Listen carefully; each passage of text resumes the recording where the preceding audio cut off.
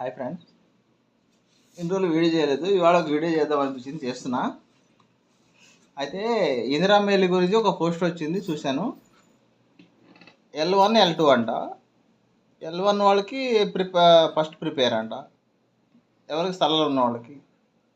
స్థలాలు ఉన్న వాళ్ళకి ఏం తక్కువైందని ఫస్ట్ ప్రిపేర్. అదే ప్రిఫరెన్స్, ఫస్ట్ ప్రిఫరెన్స్ ఎందుకు వాళ్ళకి ఇవ్వాలి? స్థలం లేదు, ఏమి లేదు, రెంట్లు కట్టుకుంటున్నాం. ఏదో కష్టపడకుండా 5,000, 6,000, 7,000 రెంట్లు కట్టుకుని ఇంట్లో ఉంటున్నారు కదా, వాళ్ళకి కదా ఫస్ట్ ఇల్లు వేయాలి. ఆల్రెడీ స్థలం ఉన్న వాళ్ళకి ఫస్ట్ ప్రిఫరెన్స్ అంటే ఇదెక్కడ న్యాయం?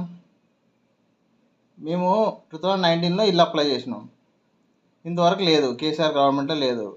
ఇప్పుడు టీఆర్ఎస్ ఏంటది కాంగ్రెస్ వచ్చింది, దాంట్లో కూడా లేదు. వాళ్ళు ఏమంటారు, స్థలం ఉన్న వాళ్ళకి, వాళ్ళది కాంగ్రెస్ వాళ్ళది ఎప్పుడు ఉన్నది అదే, జగ ఉన్న వాళ్ళకి పైసలు ఇస్తారు.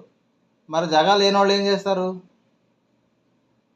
ఒక ఆమె పోస్ట్ పెట్టింది, ఏంటది L1, L2, L3 అని.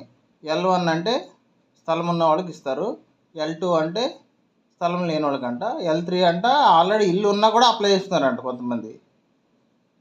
మరి అంతే కదా. అనేది ఏంటంటే, ఇప్పుడు L1 వాళ్ళకి ఫస్ట్ ప్రిఫరెన్స్ ఎందుకు? వాళ్ళకి ఆల్రెడీ స్థలం ఉంది, వాళ్ళు ఏదో గుడిసేసుకుని ఉంటున్నారు. L2 వాళ్ళు వాళ్ళకి ఏమీ లేదు, రెంట్లు కట్టుకుని ఉంటున్నారు.